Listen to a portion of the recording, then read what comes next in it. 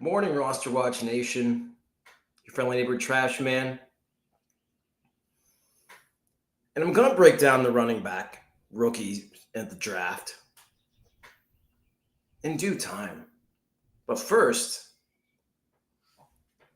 we must discuss the news of the hour, the news of potentially the day, of the week, the news we've all been waiting for.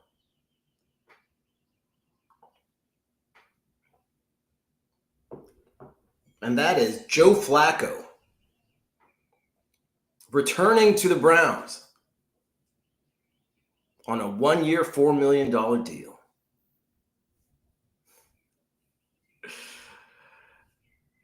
I mean, it doesn't come as a shock.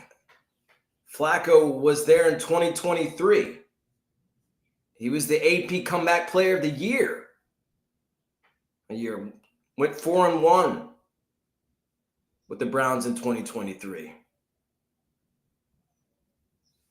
You know, I think at this point in their careers, I think Flacco might be better than Aaron Rodgers.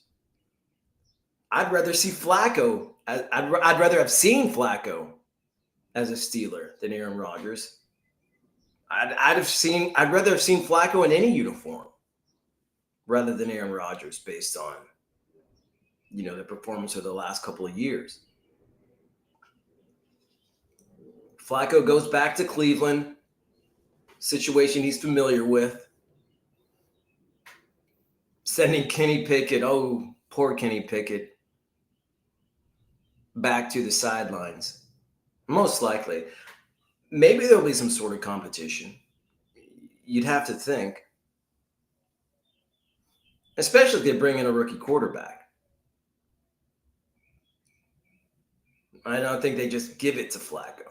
But he'll be the default. He'll be the default going in. And actually, it kind of makes me rethink Travis Hunter going to the Browns and my unabashed hatred of the idea initially. I wouldn't hate Travis Hunter on the other side of Joe Flacco's arm. I wouldn't hate that at all. Flacco can still bring it on occasion. I think enough so to keep Travis Hunter viable from a fantasy aspect. So the quarterbacks on the Browns roster right now, Deshaun Watson, Kenny Pickett, Joe Flacco. You can't make this stuff up, folks. And Joe Flacco is the leader of that pack. Joe Flacco, if nothing else was to happen regarding the quarterback situation in Cleveland from here until September, my money's on Joe Flacco to be the quarterback of the Cleveland Browns in 2025. And like I said, they could bring in a rookie quarterback, but then again, it doesn't guarantee that rookie quarterback starts, especially if he's a developing prospect. And I think they'd want to see how Joe Flacco did with the offense anyway. Would they even need to put the onus on a rookie quarterback if Joe Flacco could handle the situation well enough? Joe Flacco probably should have never left Cleveland. Cleveland would have fared better in 2024 with Joe Flacco under center. And good for Joe Flacco. Good for the Joe Flaccos and Geno Smiths of the world. Keep their heads down, speak softly, and carry a big arm.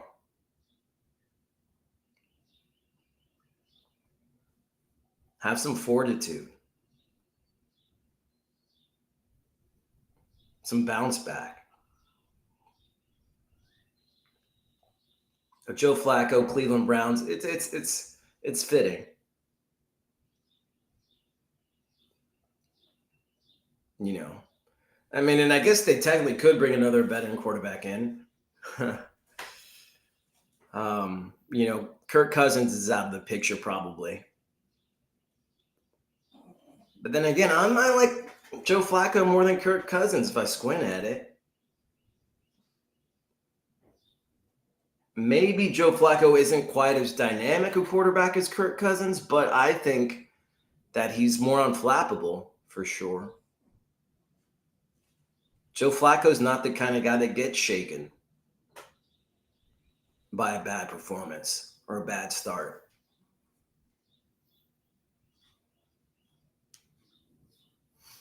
Flacco keep the Browns afloat.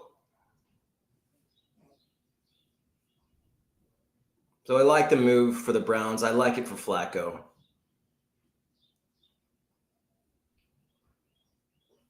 Good for him. Speaking of Travis Hunter, he's unsure whether NFL teams want him to focus on cornerback or wide receiver.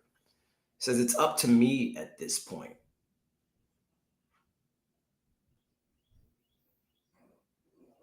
It seems like each team has a different take on Hunter and what he should focus on and what he would be used as on their particular team.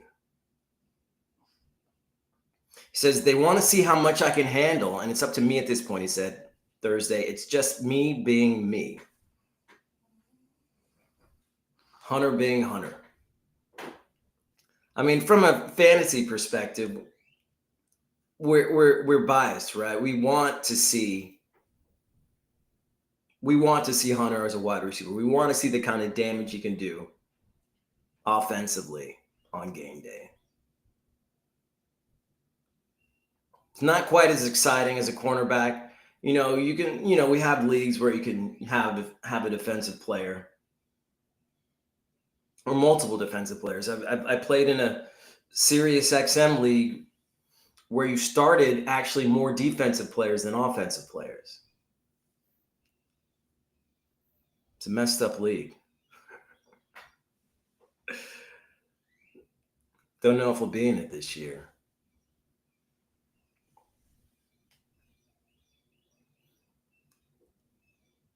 And Hunter would, definitely pay off in a league like that. But we want to see him as a wide receiver. We want to see him on offense. We may see him as a Brown. But regardless of where he goes, he's going to be an asset to that team. He'll just be more of an asset for fantasy as a wide receiver. And that's really where we want to see him end up. Or maybe it's the kind of deal where he starts out as a wide receiver and moves to cornerback eventually. At least let's us get a taste of Hunter as an offensive weapon in the NFL. We can only hope.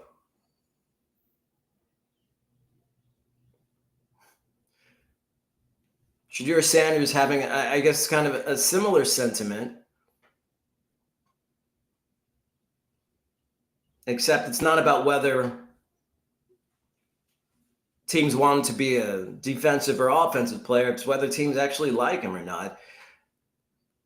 Shedeur Sanders maintains authenticity when meeting with teams, says some like it, some don't. Says, when I talk to any team, I understand the work it's going to take, and I see the dynamic of everybody that's around. So I know how I approach different situations and what I'm going to have to do to be successful in different franchises. So I'm just sitting back, observing, watching everything, and all of what's going to take to change the franchise for the better. He wants to know how he might fit into each of the prospective clubs eyeing him as a possible face of their future on Instagram. I mean, those sound like mature words from a young man entering the NFL. Yeah, it's when I go visit these coaches and when I go to all these different franchises, I ask them truly what I think and how I feel, Sanders said. Some get offended. Some like it. Some don't. Makes some people uncomfortable. Some people invite that. They know what type of person, what type of player they're going to get out of me. So I just have to make sure, what type of culture, what type of dynamic I'm going to have with them also. You're just telling it like it is.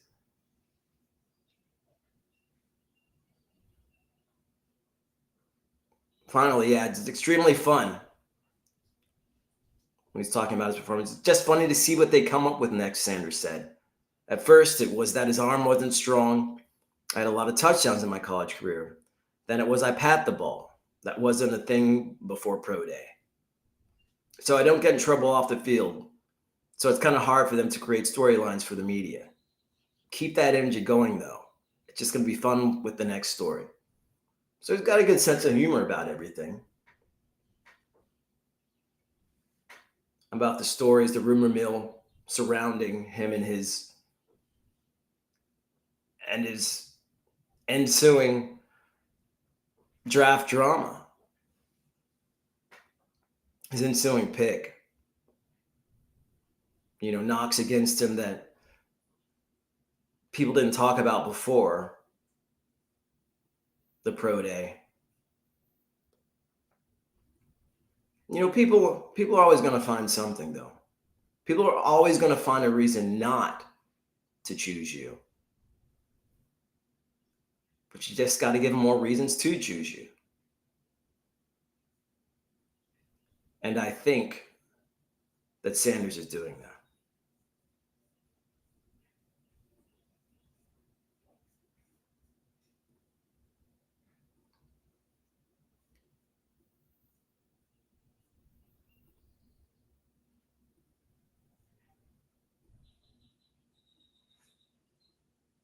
So I wanted to talk about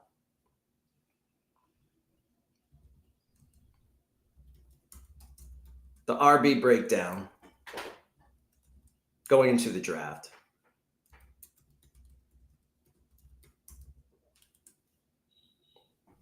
First off, starting with Aston Johnson.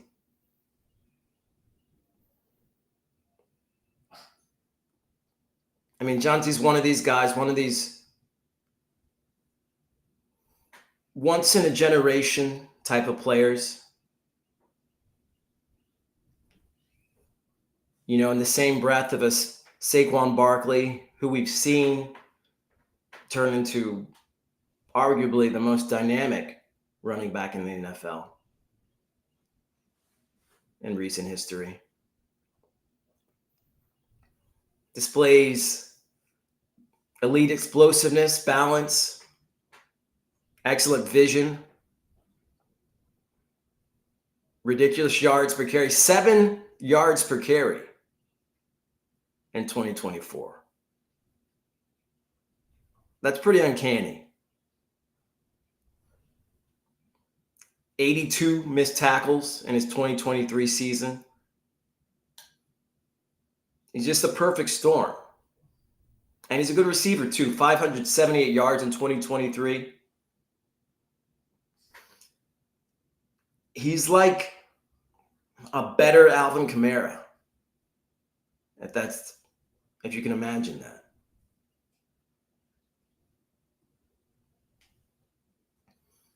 It's not all sunshine and lollipops with Genty.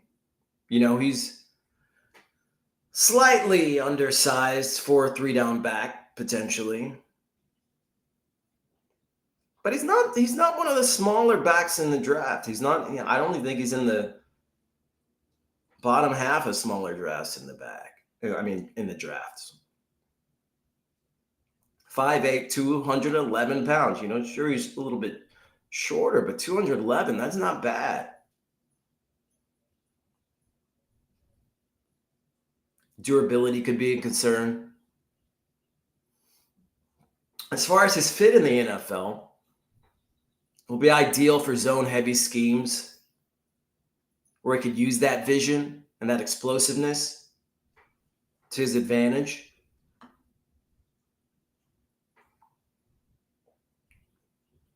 He'll be the first running back taken in the draft. That's for sure. But how high he'll go is yet to be seen.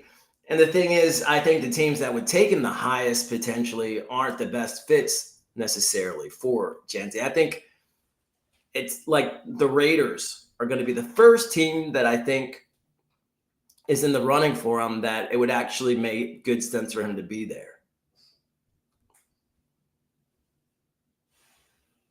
I think he'd be a good fit for the Raiders. I think he'd be a better fit for the Cowboys. And that's not just me talking as a Cowboys fan.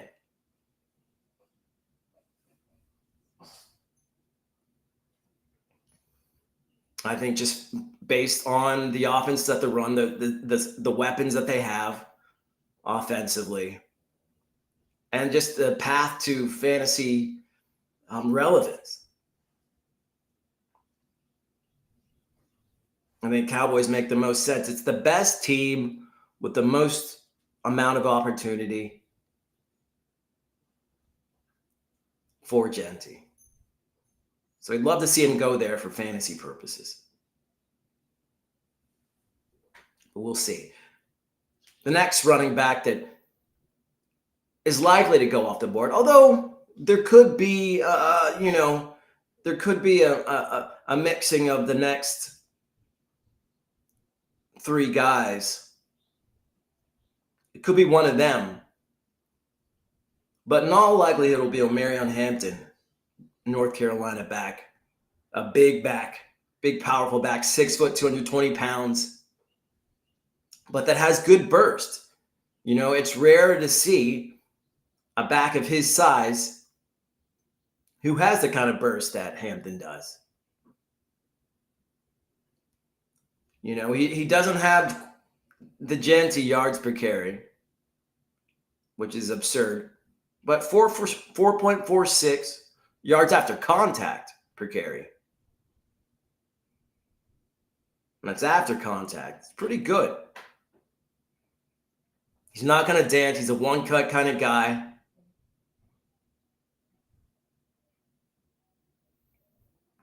Excelling in power schemes, gap schemes.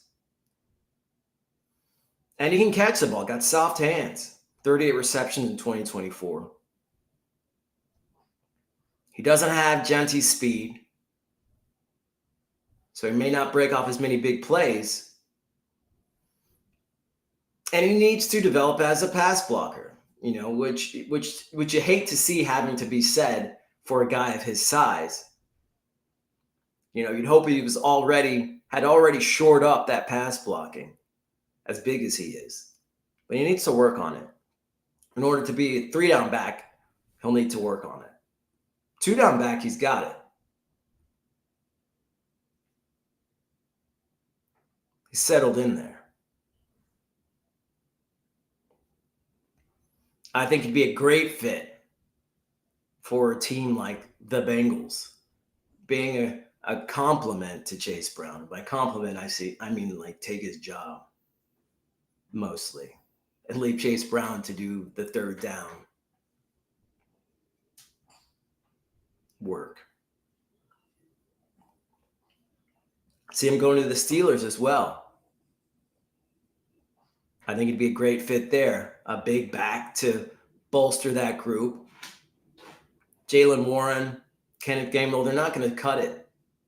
They can't cut it for a Steelers team. A hard-nosed Steelers team, at least historically. They need a big body to helm that running back room. I think it could go anywhere in the AFC North. Where they value that type of runner, that type of downhill runner that can just bring it to you with his physicality. He reminds me a little bit of Quinshon Judkins of Ohio State. He's going to be the next guy I talk about. He may not be the next guy drafted, but for whatever reason, he's the guy I'm probably the next most excited about. North-south runner like Hampton, but faster. Averaging 5.9 yards per carry in 2024. Can get the yards after contact, physical like Hampton. Like I said, almost the same size, 6 foot, 221 pounds. Vision may not be as good as Hampton. It's more likely to get what's blocked for him.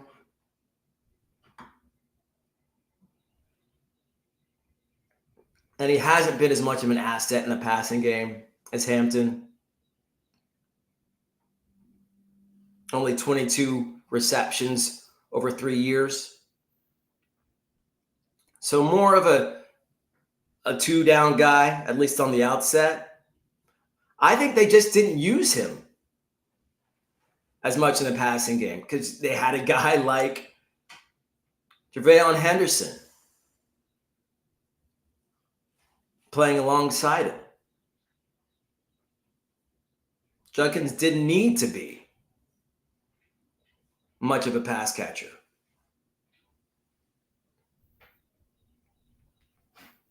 Could see him going somewhere like New York. I think he'd be a great fit there. As their early down back, 2-down back.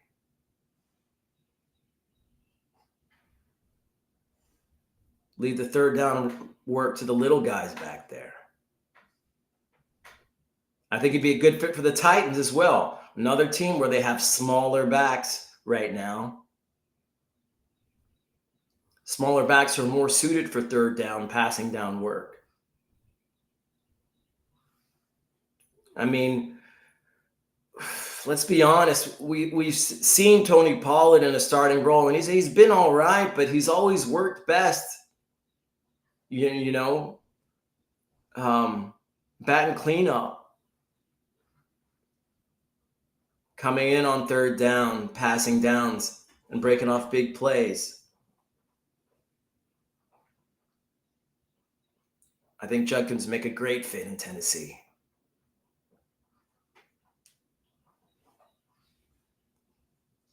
His teammate, JaVale Henderson of Ohio State, smaller back, 5'10", 195 pounds. Kind of the lightning to Judkins' thunder there in Ohio State. Much faster, much more agile.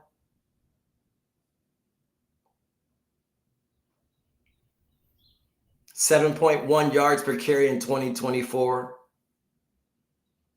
Big play runner. Natural receiver. And what really, the feather in Henderson's cap is that he's a great pass protector. Great pass blocking running back. Which you'd love to see at 5'10", 195 pounds. That's kind of rare. So despite his smaller stature, he's a guy that can block. A guy that can stick around on 3rd downs.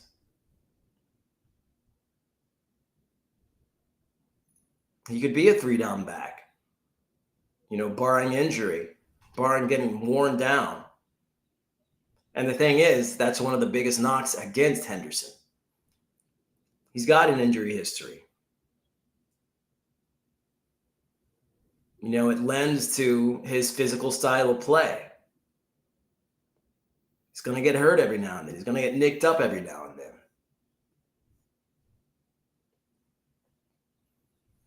Some ideal fits for Henderson. Teams that use backs and spread formations or zone schemes, outside zone schemes. You could see him as a Dolphin. He would fit in well there. I feel like they have other backs who are kind of his ilk there. But he'd be like a more dynamic Raheem Mostert. I think he would be the goal line back in Miami if he were to go there. Could see him going to Los Angeles, the Chargers. A compliment to Najee Harris. A better compliment to Najee Harris. Harris becomes a compliment to him at that point, most likely. What Jaylen Warren couldn't accomplish as a Steeler, and that's usurping Najee Harris completely.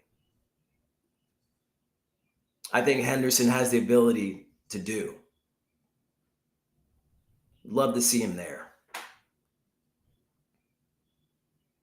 The other guy in the top 5, arguably. Some boards have different players, but this is the general consensus, and that's Caleb Johnson of Iowa, the biggest back we've talked about thus far. 6 foot, 225 pounds.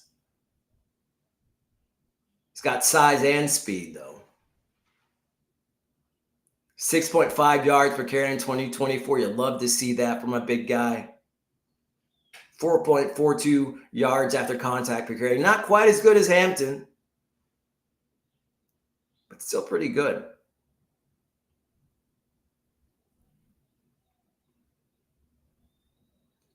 Shown upside as a receiver. I mean, you love to see backs in the mold of a Derrick Henry. Big body guys who can move defenders. Can body defenders, but that can catch the ball. Unfortunately for Henry, teams he played on didn't realize that. The Titans didn't realize that, until a few years into his career. We realized that early on in the draft process. The Titans didn't use him like that initially. They figured it out. It's like the Ravens figured it out, but it took some time. Hopefully they can figure it out for guys like Johnson and Hampton and Judkins. Johnson could stand to improve his route running and pass protection. Wasn't called on to do that much. In order to avoid the label of a 2-down back, he's got to prove that he can block and catch the ball with any sort of consistency. And like Hampton or Judkins, you could see him in the AFC North.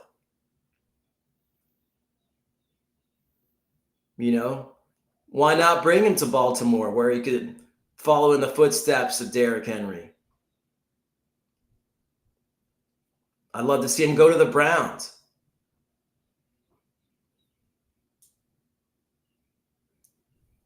I mean, that the Browns would be a complete 180 for the Browns. If they were to take Travis Hunter with their first pick, take Caleb Johnson later,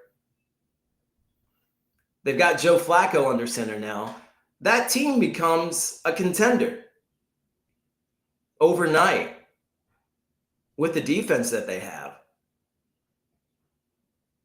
They're not far removed from being a decent team once again. You'd love to see it. Caleb Johnson to the Browns. Watch out. I mean, he'd be at the top of the heap. Jerome Ford's not going to hold him off. That's a good thing about these rookie running backs going to teams that aren't good or don't have good running back situations, a clearer path to relevance.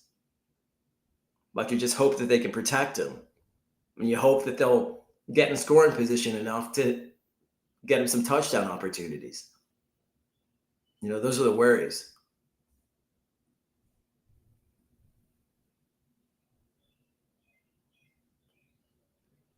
There are a lot of other good backs in the draft. The only other one I'm going to talk about is, I guess, one of the more polarizing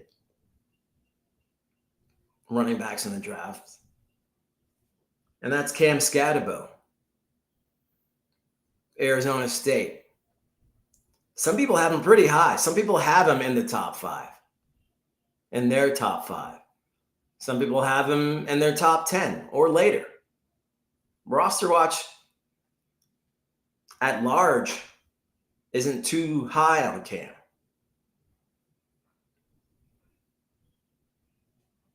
But there's a chance that he's proved his naysayers wrong throughout his career. He's always played with a chip on his shoulder. And maybe that's best. Maybe it's best if he goes in undervalued, plays harder. What you like about Scadabo, he's versatile. Over 1,700 rushing yards, 605 receiving yards, 24 total touchdowns in 2024. He looks smaller. He's squattier, but he's, 5'9", 219 pounds. Not a small guy. He's the first FBS player since Christian McCaffrey with over 1,500 rushing and 500 receiving yards in a season. And we know how things have worked out for Mr. McCaffrey, for better and worse. You'd like to think Scadabo is a little bit more, a little bit less of a finely tuned machine than Christian McCaffrey. Can take a licking and keep on ticking.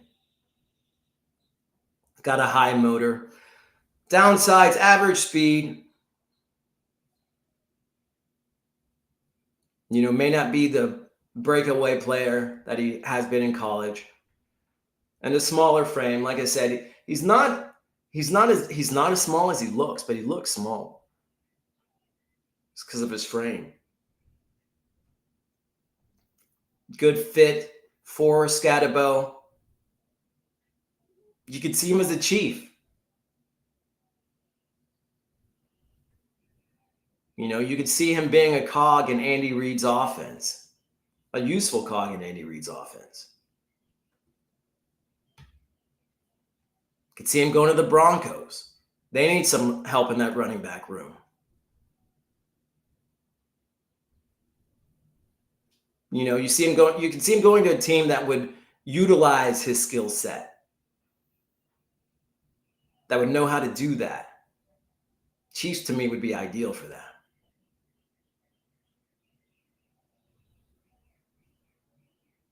A playoff weapon, a secret playoff weapon he could be for them.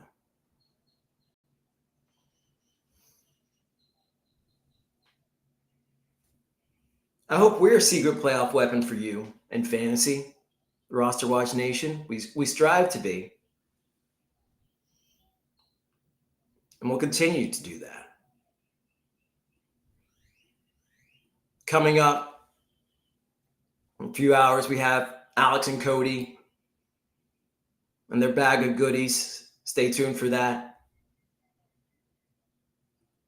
But until then, until next time, have a great day and be ready.